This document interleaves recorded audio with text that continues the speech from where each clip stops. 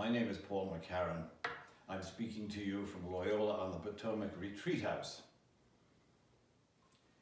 During the Easter season, many Gospels in the lectionary are from John.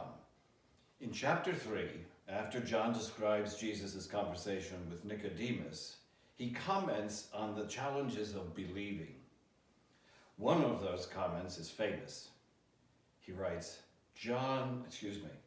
God so loved the world that he gave his only begotten Son so that everyone who believes in him might not perish, but might have eternal life.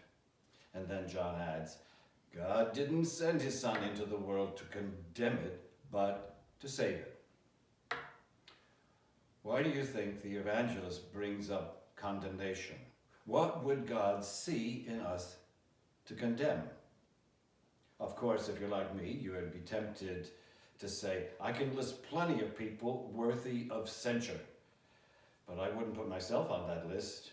And yet, if I didn't, I'd be missing John's point.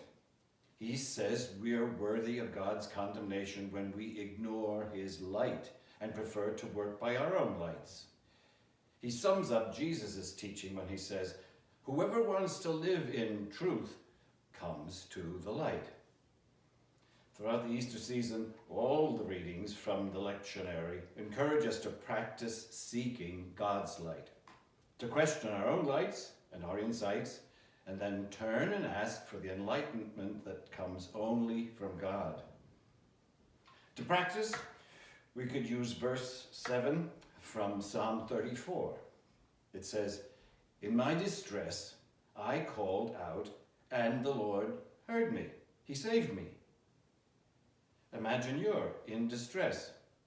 Cry out, ask for light, and then hear God say, I'm bringing it to you, and then say, thanks. Wait for it, and then repeat the whole process as necessary.